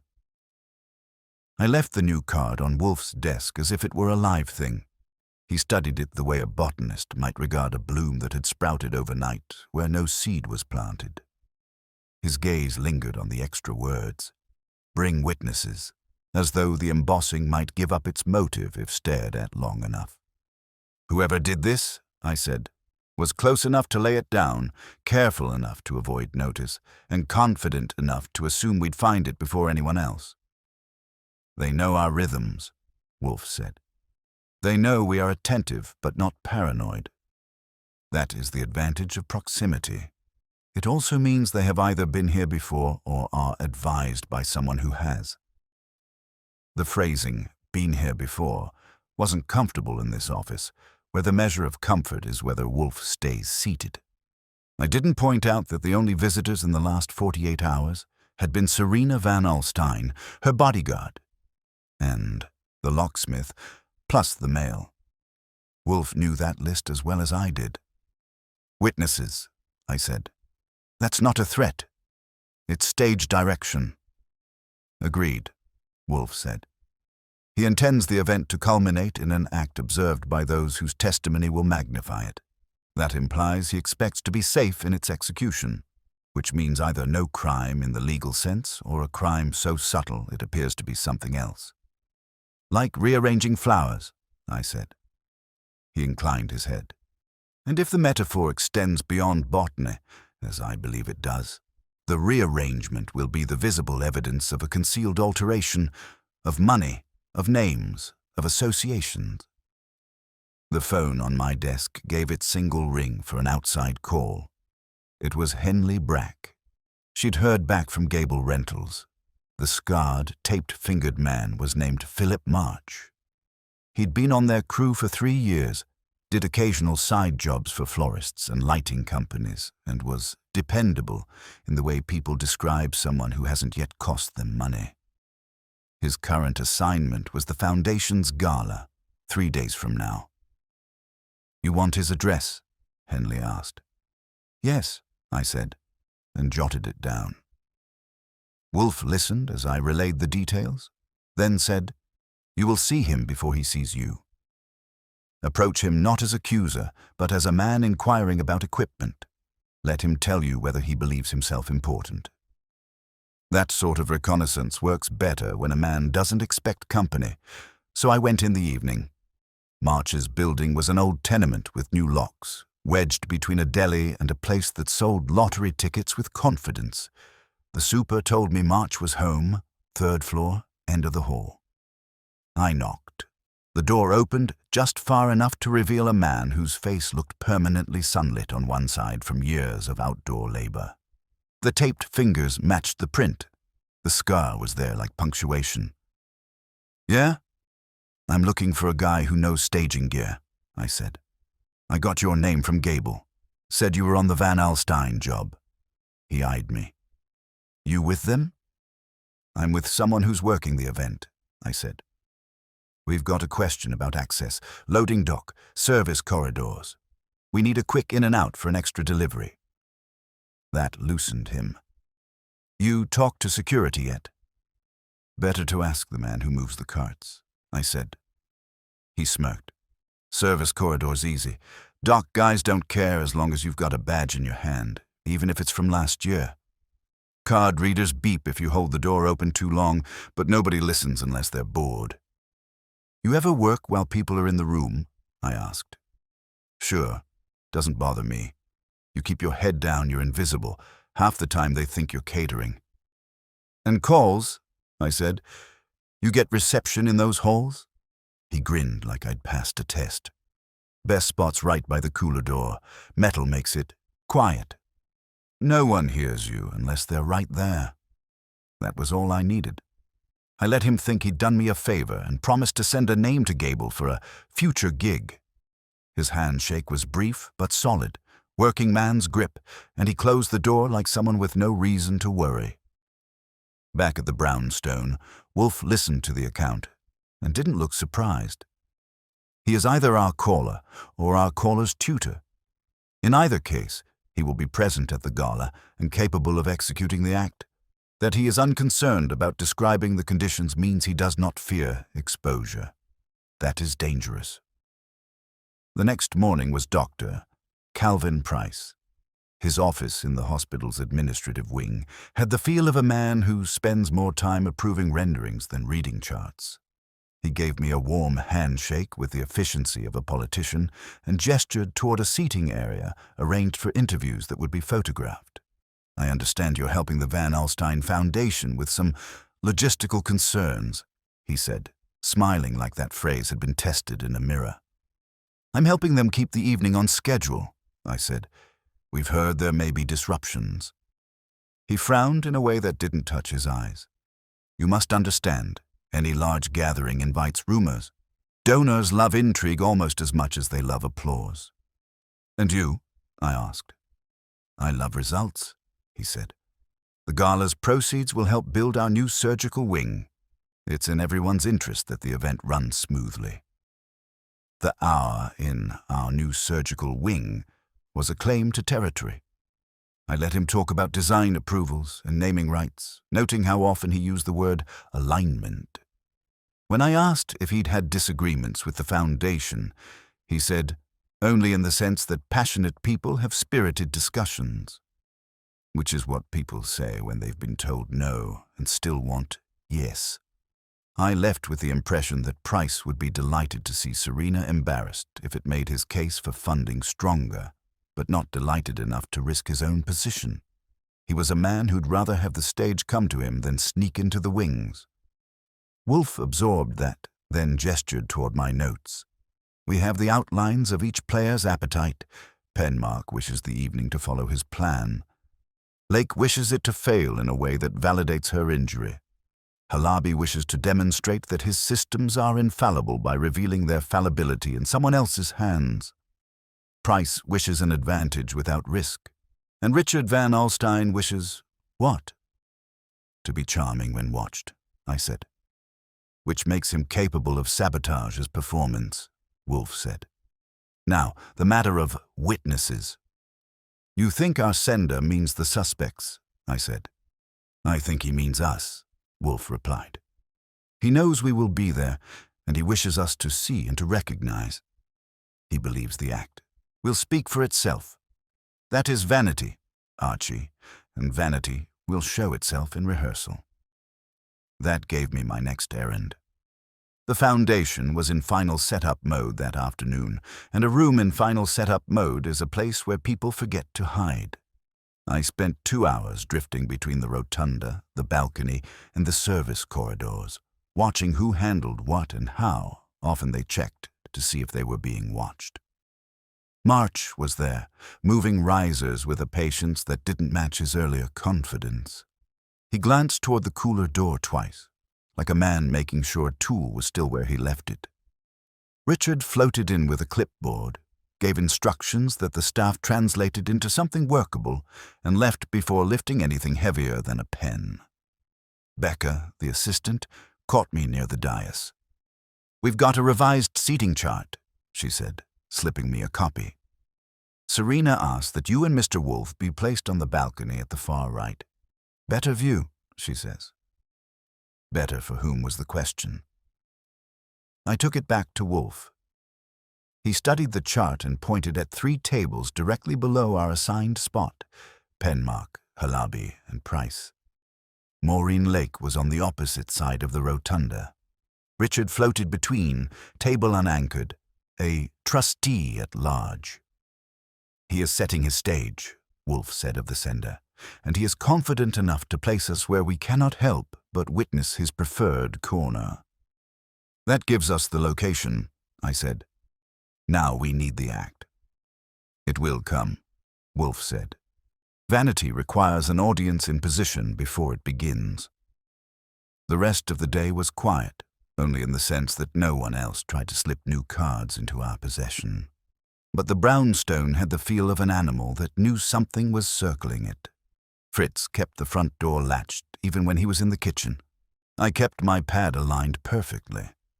Wolfe, as usual, stayed still and let the patterns come to him. Late that evening, Saul called. Our man March left the foundation at 6:30, but not empty-handed. Small case, about the size for tools or comms kit, didn't look heavy. He went to a bar in Midtown and met someone, middle height, dark coat, kept his back to the room. They talked 20 minutes. Then the other guy left. March stayed. I didn't follow the second guy. Figured you might want the mystery more than the ID right away. I told him I did. It's easier to let a mystery walk when you know it'll come back for the performance. When I hung up, Wolfe had his eyes closed, but his mind in the room. March is our access. The second man may be our author, or he may be merely the hand delivering script pages. Either way, they are rehearsing. And we, I said, are holding our seats until curtain. Precisely, Wolfe said. But Archie... He opened his eyes. Do not be surprised if the curtain rises before the program says it will. The next morning started with the brownstone pretending nothing had happened and the phone disagreeing. Lon Cohen, running on caffeine and contempt for deadlines, opened with a sentence that made me want a second breakfast. Your florist, he said, or your enemy, may be the same person, just mailed my guy a packet. Anonymous. Printed ledgers, red circles around anticipated flags, and a note that says, and I quote, "Watch the flowers Thursday. The arrangement tells the truth." Also, a dainty postscript, Nero Wolfe has been invited. You feel like explaining why my city desk is suddenly gardening. I feel like visiting, I said. Sit on it for 12 hours. If you print, you get theater. If you sit, you might get an ending. Don't flatter me, he said, but he didn't hang up. Does Serena know? She will, I said. And she'll thank you for your restraint with a cookie you can't afford the calories for. He blew air through his nose and agreed to keep the packet in quarantine until dusk. When I relayed this to Wolfe, he looked at me as if restraint were a word printed in italics. The invitation to witnesses expands, he said. He wants the press in the room, not officially, but present in their own minds. Good. Vanity always overreaches. Speaking of overreaching, I said, we could borrow his trick. If he wants witnesses, we give him a few he didn't invite. Wolfe's eyebrow approved of the thought without committing to anything gauche like enthusiasm. Mr. Panzer, he said, will be in the balcony with us, not as a participant, but as a mirror. Mr. Durkin will be downstairs near Mr. Penmark's table. Mr. Cather... He made a mouth as if the name had lemon in it. Can be useful if constrained by instructions more precise than his taste. 3 operatives, I said lightly. A bouquet. Don't be fatuous, he said, which is the way he arranges flowers. I rang Saul and got the yes that sounds like a grunt and costs more than money. Fred Durkin answered from a diner where the special had been grim since Truman. He likes a room where he looks like furniture. Or he required a minute to pretend he was considering it and then agreed as if he were doing us a favor. We set rendezvous points without saying the word trap. I don't like jinxes, and Wolfe likes them less. Serena took the news about Lon's packet with the kind of stillness that suggests a woman has decided whether to sue you. "Of course," she said carefully. "Someone wants this to be public before it happens." "Then make some things public now," I said. "Nothing about the letter. Instead, announce a tiny procedural change that looks like logistics. A time for a donor toast. Give Penmark the floor for 60 seconds at 8:45. Ask Halabi to demo a number on a screen for 30 seconds just before. Schedule Dr. Price for a photograph with your board at 8:48. Put Richard on, a task, something trivial that requires him to move from the dais to the back corridor at 8:46, then to you at 49. If our author is choreographing, give him marks to hit that were not his." "You're asking me to run cue to cue on a gala," she said. "Do you dance, Mr. Goodwin?" "Only when the band knows the tune," I said. "Have Becca issue the adjustments in the nice voice. And you and Mr. Wolfe, we'll sit on your balcony and pretend to enjoy orchids. Provide us power and an excuse." She caught the word power and said, "You want an outlet." "And a table lamp," I said. "If anybody asks why, tell them Nero Wolfe refuses to view the world under inadequate illumination." "He does," she said, "and he refuses it with such certainty that people improve the bulbs." Done. We hung up with a plan that wasn't a plan yet, only the shape of one. I told Wolfe what we'd asked. He allowed that ordering other people's movements was not his least favorite pastime. "Also," I said, "Lila Voss can mark arrangements." "How?" he said, wary of art. "Ribbon," I said. 2 inches wide, wired edge, tucked low. Give her 3 colors no one notices unless they're looking: bone, slate, and that green that isn't a color so much as a rumor. She places them beneath the lip of vases in a pattern we know and our caller doesn't. If after 8:30 the pattern is wrong at any table, we'll know where a hand went. Wolfe said. He doesn't praise often. That counted. Call her. If she refuses on principle, persuade her vanity. Artists are not immune to noticing their own cleverness. Lila started with "out of the question" and wound up with "if the ribbon is bone and not white," which is victory when you translate from florist. She liked the word pattern. It made her eyes soften like she'd been complimented in her first language. At 11:30, a messenger rang. Fritz brought in a shoe box the color of lawsuits, addressed to me in a hand too neat to be casual. Inside were 2 items: a white plastic badge holder on a lanyard, and a pair of those hospital-style wristbands with blank write-on strips, coiled like small cuffs, waiting for a wrist. No note. The lanyard was stamped with the name of the rental company in tiny gray print that you wouldn't see unless you'd already seen it on a forearm. The wristbands were the kind venues hand to teint who need to look official from a distance and obedient up close. Fritz, who never reads drama into groceries, said mildly, "Someone is generous." "Someone is showing us their backstage pass," I said. Wolfe didn't touch the box. He regarded it as one regards bait in a trap one intends to move without springing. "Dispose of the lanyard," he said. "Keep the wristbands. Mr. Panzer will find their siblings on other wrists tomorrow. If this is meant as intimidation, it is paltry. If it is meant as instruction, it is redundant. It's meant as a wink," I said. "He thinks we'll admire his access." "Phooey," Wolfe said, which is how he says the universe is unhandsome. After lunch, I visited Gable Rentals to return a favor they hadn't done us yet. Their office smelled like a union hall had shaken hands with a pine forest. A manager named Bledsoe met me with a stevedores handshake and a memory for faces that had signed checks. He confirmed March was on their crew list for Thursday and that the wristbands matched their credentialing system, which he said like quotation marks. When I asked if March had friends in other shops, he shrugged. They all do. They hustle. Lighting, sound, flowers. You hold a wrench right, and you eat. You notice him take calls on jobs? I asked. Everybody takes calls on jobs, he said, insulted on behalf of the entire working class. You want saints? Hire fewer events. On the way back, I stopped for a coffee long enough to watch Richard float into a lobby that liked him and out again, having read his own reflection. He had 2 phones.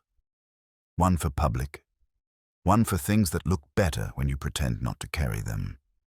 At 3, Becca emailed the program refinements with a tone so cheerful I almost believed in logistics as a form of grace. Penmark answered in all caps, "Yes, delighted." Halabi replied with a schedule link and 3 bullets describing outcome framing. Price's PR person wrote, "We love this," as if she were decorating a cookie. Richard responded with nothing, which is a response. Wolfe, hearing this, adjusted 2 inches in his chair, the Wolfe equivalent of a shimmy. "We will sit above Mr. Penmark," he said. "Mr. Durkin will take the aisle behind him.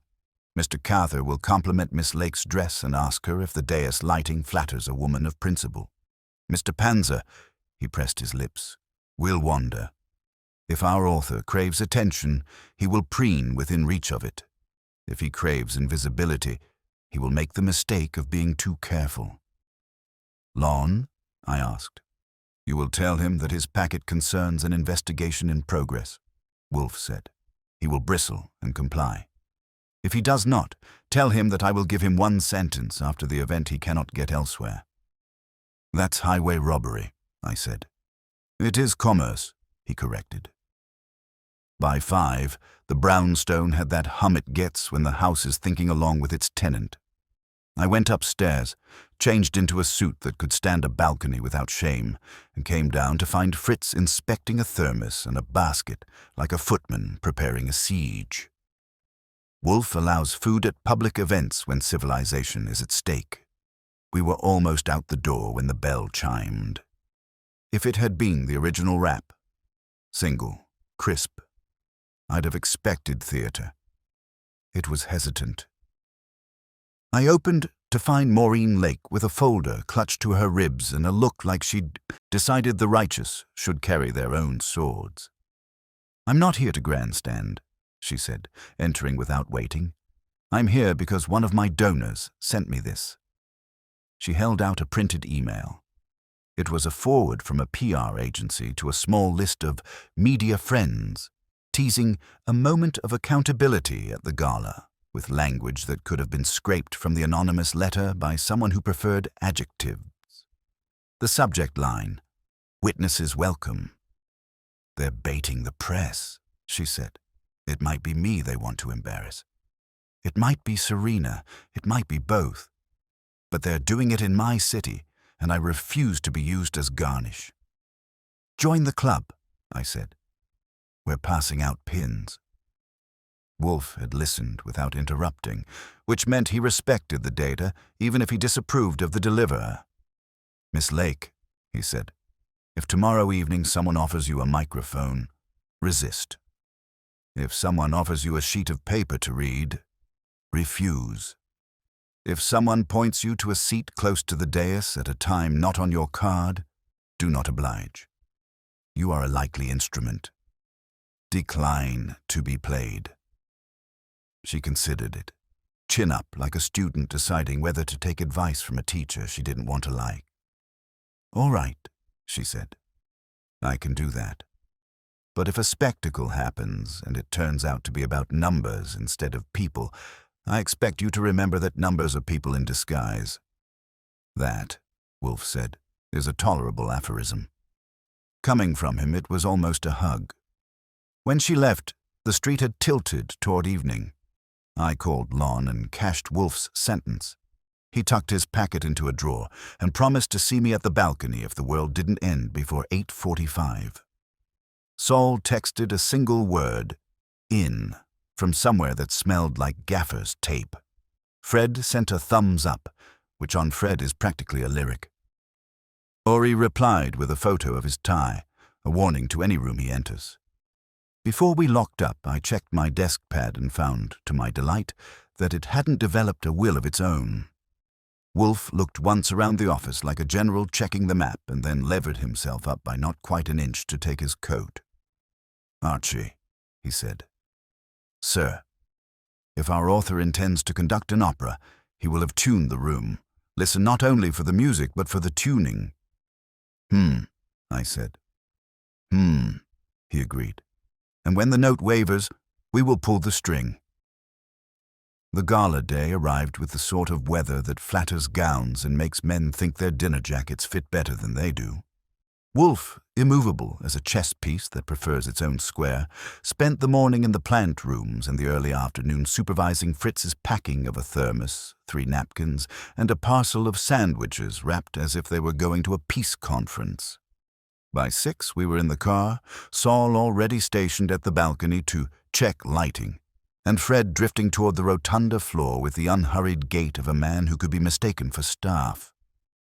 Ori, by text, announced his arrival by reporting that Miss Lake responds well to flattery and that he was now embedded, a word that made me picture him in a corsage. The Foundation's building glowed with donor money and rented wattage. Security at the door was more about making guests feel secure than actually preventing anything.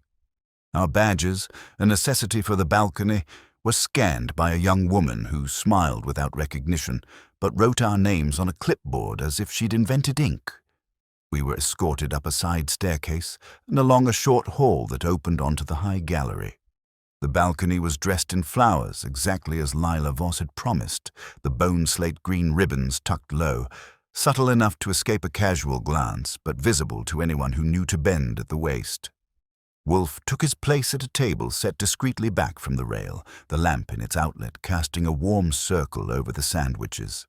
From here, he had an uninterrupted view of Penmark's table directly below, Halaby and Price within easy sight lines, and the dais with Serena at its center. Across the rotunda, Miss Lake's table glittered with self-importance. Richard Van Alstyne's seat was still empty. The hum of pre-dinner conversation rose like a slow tide. From this height, the movement of people was easy to track. Clusters forming, breaking, reforming like eddies in a stream. Wolfe sat motionless, eyes scanning the patterns, head turning a fraction only when necessary. I walked the curve of the balcony once, noting exits, camera positions, and the placement of 2 catering stations that offered anyone an excuse to loiter. At the far left end, Saul leaned against the rail as if taking in the decor, his gaze on the tables rather than the arrangements. Below, Fred had settled into a seat near the aisle behind Penmark, his bulk blending into the scenery. Ori's blonde head bobbed among Miss Lake's companions, his laugh suitably appreciative. Everything looked ready for a performance, though the orchestra was still tuning. At 8:30 sharp, Becca appeared on the dais with a clipboard, conferring with Serena, who nodded once and returned to her seat. The lights dimmed slightly, not for drama, but to shift attention to the dais where Serena rose, thanked the guests, and spoke about the Foundation's year. Her voice carried well enough to reach us without the speakers. Wolfe didn't stir. The schedule we'd contrived began to unwind. At 8:45, Serena introduced Edwin Penmark for his donor toast. He took the microphone like a man who'd been waiting for this all day and began to speak in phrases that would sound good in print: the spirit of giving, shared commitment, a future built together. As he gestured with his free hand, Wolfe's eyes dropped to the flowers on his table. The ribbons were as Lila had set them. As Penmark wrapped up to applause, Halaby rose from his table and moved to a small screen set up just off the dais, launching into his 30-second presentation on impact metrics. He tapped the screen twice. A chart appeared, glowing in the dim light. From our vantage, I saw Serena glance toward the balcony, a quick check to make sure her invited observers were in place. Wolfe's eyes didn't move from the screen until Halaby returned to his seat.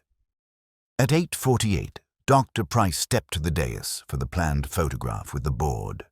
Cameras flashed, the crowd murmured approval. And at the same moment, Richard Van Alsten materialized from the far side of the rotunda, speaking to a staffer who pointed him toward the service corridor. He moved at a pace too deliberate to be accident. Wolfe murmured, "Archie." I was already at the rail, below near the dais. March, the man with the taped fingers, had appeared pushing a low cart toward Penmark's table. On it was a modest arrangement of peonies and quince, similar to the others but with the bone slate green ribbons subtly wrong. Slate where green should be, green where bone should be. He stopped, set the arrangement on the table with an apologetic smile, and said something that made Penmark chuckle. Then he turned, cart empty, and disappeared toward the service door Richard had just entered. Saul peeled off the balcony like a shadow-breaking formation. Fred shifted forward in his chair, not to intercept, but to note faces and directions. I kept my eyes on Penmark's table as two of his companions leaned toward the new arrangement, one pointing at something low among the stems. Wolfe's voice came quietly behind me. "Observe, Archie." One of Penmark's guests, a man in a dinner jacket cut a shade too modern for his age, reached down, lifted the arrangement slightly, and withdrew an envelope from its base. He passed it to Penmark, who glanced at it, frowned, and slid it into his inner pocket without opening it. His smile didn't falter, but the rhythm of his nods changed, tighter now. "Durkin," Wolfe said, and I relayed it into my phone with a text. Fred's bulk began moving toward the service corridor in time to meet Saul, who reappeared with no sign of March or Richard. Meanwhile, across the room, Ori leaned toward Miss Lake, speaking low. She stiffened, glanced at the dais, then at Penmark's table, her expression shifting from curiosity to something colder. Wolfe's gaze stayed on the floor. "Our author has acted," he said. "The object was not the flowers, but the delivery. The witness was not the crowd, but the man receiving." "Penmark," I said. "Watch," Wolfe replied. Penmark rose slowly, as if to stretch his legs, and drifted toward the dais where Serena was still seated. He bent, said something that made her blink, then placed a hand on the back of her chair and looked toward the balcony. Not searching, acknowledging. Then he straightened and returned to his table, the envelope still in his pocket. Below, Fred sent me a short nod, which meant he'd seen nothing pass back the other way. Saul's text came a minute later. "March gone. Service door to dock. No return." The program resumed as if nothing had happened. The auctioneer began his patter. The donors smiled and lifted paddles. Money moved on the screen in satisfying jumps. Wolfe leaned back, closing his eyes briefly, then said, "Archie, inform Mr. Panzer and Mr. Durkin to remain. Mr. Cather may go on pretending. We will leave when the lot after next is sold." "Not staying for the finale?" I asked. "This was the finale," he said. "The rest is epilogue." We departed with the same escort who'd brought us in, slipping out a side exit where the night air felt cleaner than the rotunda's perfume. In the car, Wolfe remained silent until we were half a mile away. "He wanted us to see the delivery, Archie. Not the content. The envelope's messages for Mr. Penmark alone, but the act, the method, was meant for us." He arranged the pattern, altered it just enough to be noticed, and ensured that the transfer occurred at the precise moment when every principle was in motion according to a schedule we had revised. That is audacity. And March? A hireling, capable of subtlety in placement, but not in conception. The author is someone with reason to communicate privately with Penmark, while impressing upon us his access and timing. Richard had the corridor, but he did not carry the cart.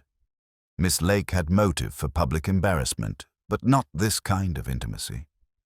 Her lobby enjoys exposure, not shadows. Dr. Price gains nothing from Penmark directly.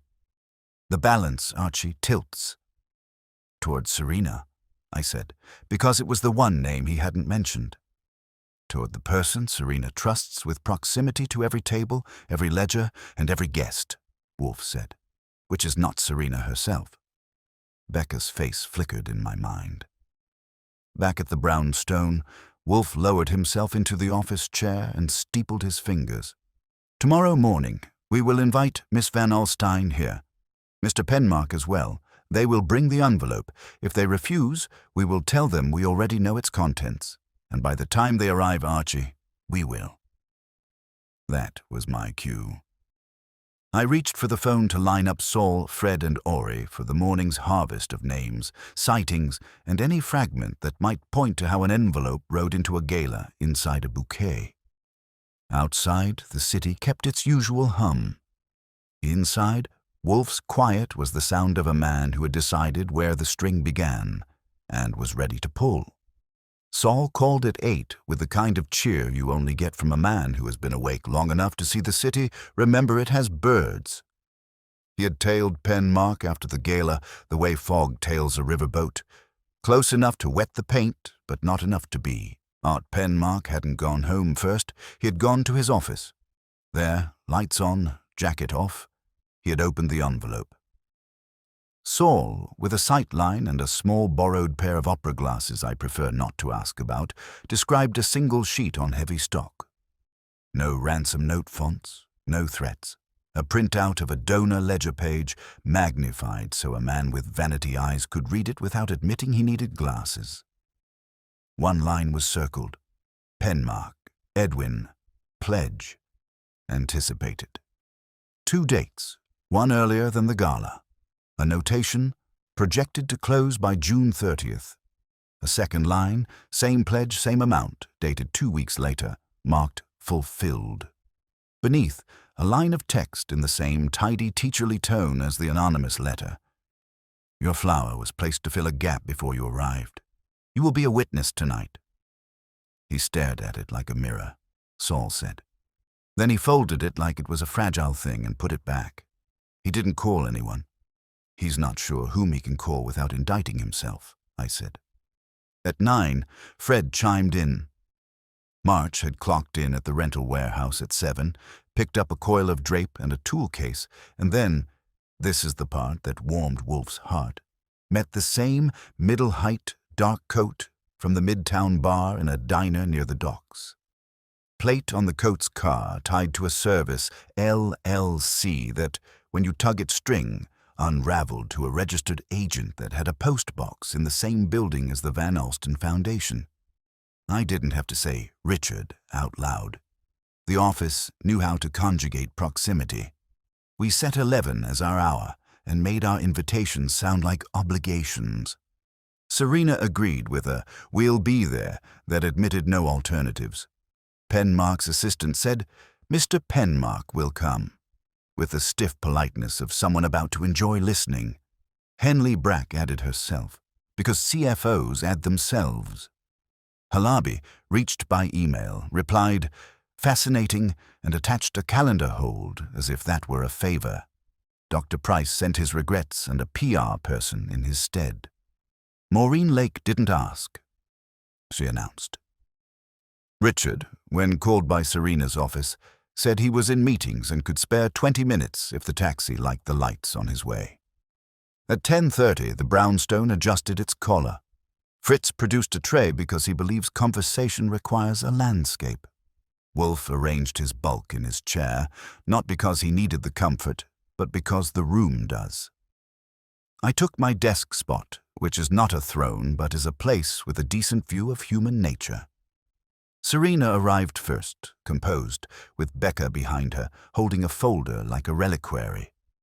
Henley came next, neat, alert, wearing the kind of small earrings you can't pull out without an apology later. Penmark followed, outer smile in place, inner mouth tight. Maureen came because she wouldn't have missed it if you promised her justice served cold. Ori slid in behind her and found a wall. Halabi took the last of the guests, chairs with a face that said seminars have started on less. Richard, charming as an exit, arrived last and glanced around the room as if measuring drape. Wolfe let the silence go to the place he prefers it, the point where people are deciding whether to break it out of fear or ego. He opened with the card on his blotter and the words on it as if they were Exhibit A at a trial he hadn't bothered to name. "You have all been invited," he said. "You have all, in different ways, obliged the invitation. We will spare each other the theatrics and proceed to the thing itself. Mr. Penmark, the envelope you received last night, show it to us." A vein hopped at Penmark's temple. He looked at Serena, who continued to be composed, then at me as if I might offer him a set of cue cards. He produced the envelope and the paper and set them on Wolfe's desk without ceremony. Wolfe didn't reach. He looked. "A copy of your name on the Foundation's ledger, recorded first as anticipated and later as fulfilled. The implication is that the first entry was used to decorate the picture before you had painted it. You were then told to be a witness. Very well. You are a witness. What did you witness, sir?" Penmark cleared his throat like a man wishing it were a different throat. "I witnessed an act of audacity disguised as service. A man placed flowers on my table and, unasked, delivered a message wrapped in propriety. I witnessed timing. I witnessed a schedule, not my own." "Good," Wolfe said. "Brevity suits you. Now, Miss Van Alstyne, why was Mr. Penmark's pledge recorded as anticipated prior to his making it?" Serena didn't look at Becca. "We track soft commitments when a donor expresses intent at meetings prior to events," she said. "To manage expectations, it should not be counted toward totals." "It was not," Henley said quickly, eyes on Wolfe, not Serena. "Anticipated is a flag. It does not roll up." "Twice," Wolfe said to no one in particular, "we have heard that intended use and actual use are not the same. Mr. Halaby, what does your governance say?" Halaby adopted the posture of the panelist called upon to deliver enlightened scorn. "Anticipated exists only for internal follow-up. If anyone touched that field who should not have, their role permissions were wrong. We recommended limited access." "Who," Wolfe said, "had access?" Henley made a small intake of breath, like a referee who sees a tackle coming. "Development staff with pledge edit rights. Myself. Our outside consultant during migration, then not. One trustee with elevated view-only access. Richard, I supplied, since we weren't selling euphemisms today." Richard smiled in a way that had made photographers love him since he learned to stand still. "View only," he said. "I asked for numbers. I was not permitted to change them." "You might have asked someone else to," Maureen put in, like a woman tossing spice into a pot and calling it fairness. "I'm a trustee," Richard said, "not a clerk. If I wish to be obeyed, I ask with my name." "The corridor," Wolfe said, not turning his head, just letting the word drop. "Last night." Richard's smile tested itself against an immovable object and did not improve by the contact. "I was asked for by a staffer. A seating card discrepancy. I told them to resolve it and return to my table. While a vendor passed you into the service door with an empty cart and came out with a cart bearing an arrangement that was identical to its mates, except for a ribbon pattern known to precisely 3 persons, Wolfe said. The vendor then placed an envelope at Mr. Penmark's elbow. "You're flattering your florist," Halaby said. "Patterns are language," Wolfe said sharply, and it shut him up. Mr. Penmark was selected for the delivery because he would not be able to resist reading a message about himself even if he intended not to. Miss Lake was not selected because she would have read it aloud. Dr. Price was not selected because discretion would cost him nothing. Mr. Halaby was not selected because he prefers a podium. Mr. Van Alstyne was not selected because he does not read anything that is not about him.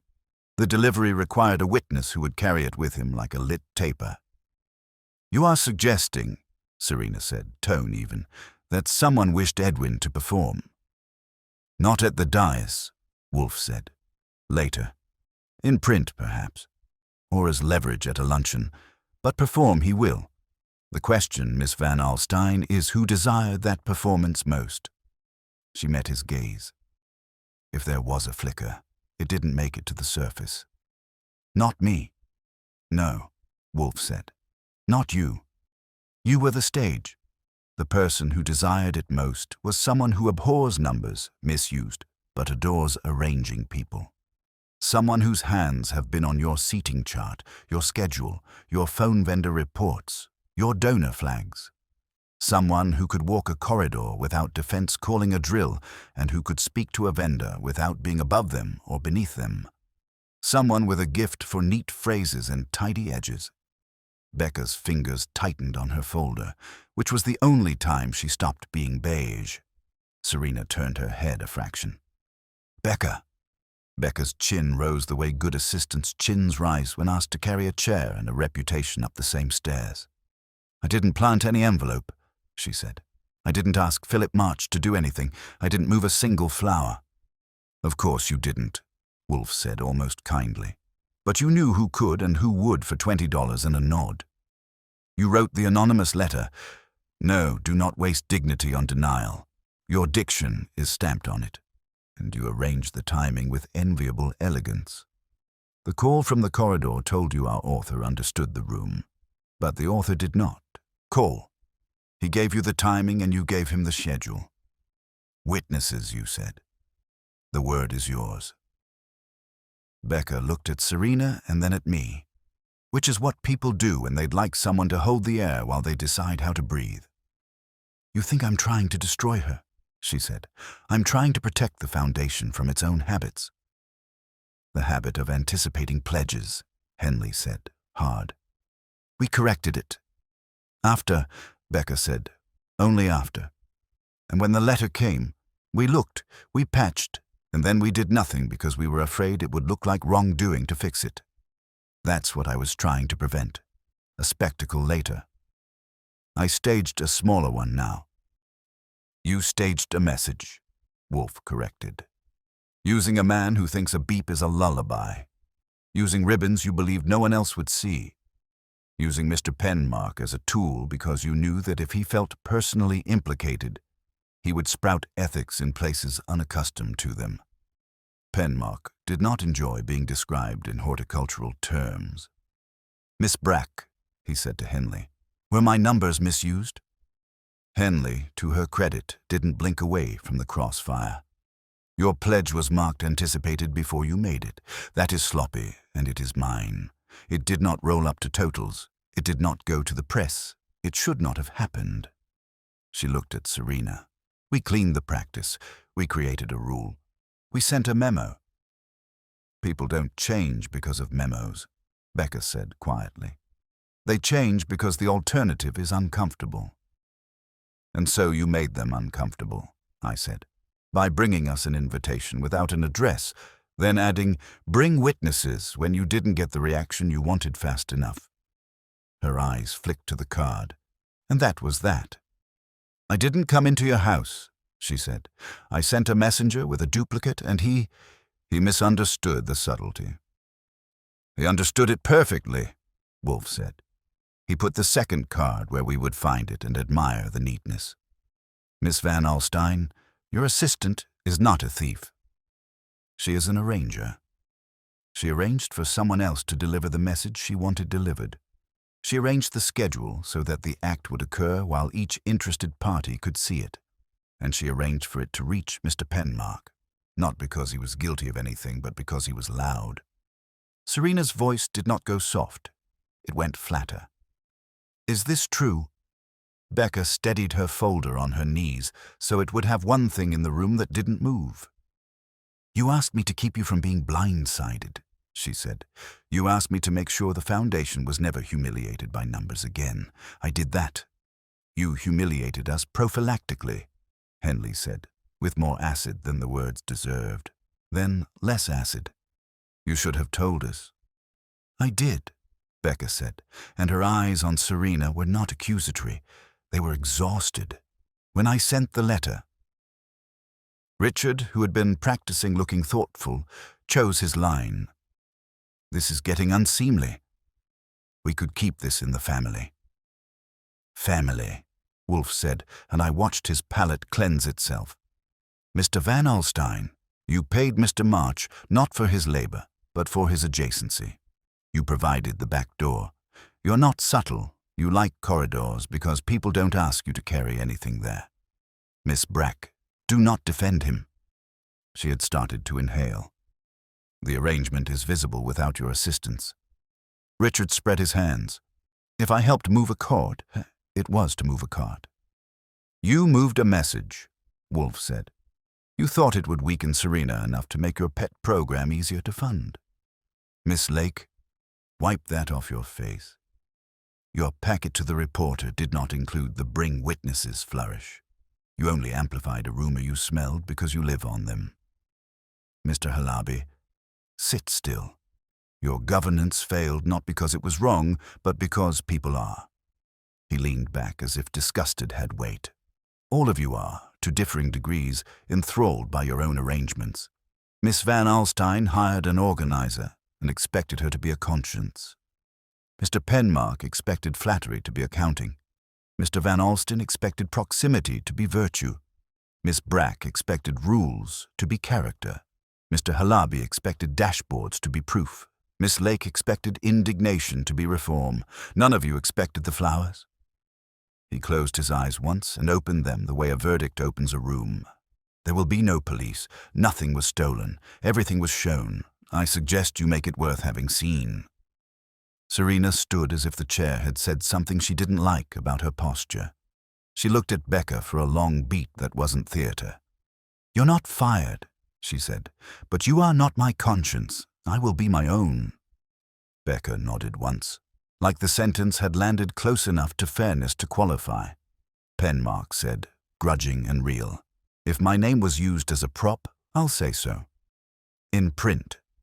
Without adjectives, use nouns," Wolfe advised, and it almost passed for encouragement. Richard made a noise like a man who's been denied a platform and thinks silence is unfair to his jawline. Halabi sent himself an email with subject governance.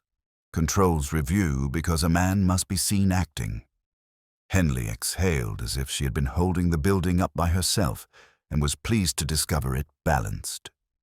Maureen said nothing, which was the smartest thing she had done in my presence. When they had gone, Serena last, with a thank you that had weight and wanted no receipt. The house let its shoulders drop. Wolfe stared at the card on his desk until the ink understood who paid the rent. "You didn't give them the author," I said. "I gave them themselves," he said. "It is heavier." "And March?" I asked. "Mr. Panzer will speak with him," Wolfe said. "Not about flowers. About doors." He reached for his beer. Outside, a truck coughed and moved on. Inside, dinner was still in the future, and the office had returned to its preferred arrangement. A chair, a desk, a silence that had been used and not wasted. By late afternoon, the brownstone had sunk back into its default rhythm, the kind that makes you wonder if anything ever really happened outside these walls. Fritz was in the kitchen working on a pheasant that smelled like it had been promised a good life and an even better sauce. Wolfe had the look of a man whose mental work was done but whose appetite still needed occupying. I was at my desk cleaning up my notes. Not because Wolfe had asked for them, but because a case like this leaves strands you don't want collecting dust. The phone rang at 5:10. Saul's voice had the sandpaper tone it gets when he's both satisfied and mildly annoyed that he's satisfied. "March won't be carrying carts for a while," he said. We had a talk. He understood that when you get paid to walk through a door, you should know who you're walking for. He swears he thought it was a prank, a way to get under the skin of some fancy suit. I believe him enough not to put him in the river. "You squeeze a name out of him?" I asked. "He doesn't have one," Saul said. "But he's got a description. Middle height, dark coat, didn't say much. Paid him in cash in an envelope with his name on it, which March found insulting, like they didn't trust him to remember what he was owed." "Did you?" I asked. "I took the envelope," Saul said. "Blank except for his name. But the handwriting, neat, tight, teacherly. Same hand as your card. I'd bet a sandwich." Which meant Becca, or someone who could mimic her pen like an understudy. Wolfe didn't need to hear that out loud. When I relayed it, he only grunted and said, "She is thorough." Then, as if that settled March's place in the food chain, "He will not do it again." I was halfway to the kitchen to make sure Fritz didn't need a hand when the doorbell rang. A single rap, the kind that had started this whole mess. I opened it to find Penmark standing there. No coat, tie askew, the kind of look men get when they've been pacing without admitting to themselves that's what they're doing. "I need 5 minutes," he said, and his voice didn't match the toastmaster from the gala. "No crowd. Just you and Wolfe." I stepped aside. Wolfe didn't rise when Penmark entered. He just gestured toward the red chair as if offering it to a man who might not take it. Penmark sat like he'd been told to in some other office once and still remembered the posture. "I opened it again," he said without preamble. "The page, the circle. I've been thinking about what it means. Not what you said it means, but what it will mean when someone decides to make it mean something else. Whoever sent that wants me in a position I don't care to occupy." "Then vacate it," Wolfe said. "Easier said than done," Penmark replied. "I sit on boards. I sign checks. If my name is attached to sloppy accounting, even as a flag, it becomes a story. The truth stops mattering once the first paragraph's written." "Then write the paragraph yourself," Wolfe said, and it was almost gentle. "Tell the truth in your own words before someone else interprets it for you. If you are unwilling, someone else will." Penmark looked at me, maybe because Wolfe's tone had pushed him toward the edge of something. "And what happens if I do that? The one who sent it? What does he or she get then?" "They get robbed," I said. "Of their timing, of the pleasure of seeing you squirm when they decide it's their cue. If you want to take something from them, that's how." He thought about it. "It would make me look like I had nothing to hide." "Because you don't," I said. His mouth tugged at a reluctant smile. "All right, but I won't give them the satisfaction of a mention. Just the facts, the correction, and my signature." "That will do," Wolfe said, which, coming from him, is like a benediction. Penmark stood, thanked us without using the words, and left. By 7, the pheasant was on the table, the wine was poured, and I'd decided the case was over except for the sweep-up work, which is exactly when Wolfe started talking again. "Archie, you will visit Miss Brack tomorrow," he said. "Not to accuse, to ask her what she thinks was accomplished." "She'll say she wanted to force change, and she got it," I said. "Then ask her if she will do it again," he replied. "Observe whether she answers without thinking. A woman who arranges one spectacle and believes herself right will arrange another. If she hesitates, she may have learned. If she does not, she will need watching." "And Richard?" I asked. "He will sulk," Wolfe said. "Sulking is preferable to scheming. He will wait for an opening. When he takes it, we will see it. He is not subtle." The rest of the evening was ours. After dinner, I went back to my desk, flipping through my notes, lining up the narrative from the moment the envelope hit our mat to the moment Penmark left, with the idea of writing his own ending. It hung together better than most. No bodies, no law, just a quiet rearrangement of positions. Wolfe likes those. They don't muss the carpet. The next morning, Becca answered the foundation door herself. She looked as if she had slept in her office, which wouldn't have surprised me. When I asked her Wolfe's question, she didn't blink. "I think I stopped a bigger embarrassment," she said. "And I think I showed them that you can't patch over a habit just because it's inconvenient to admit you had it." "And will you do it again?" I asked. This time there was a pause.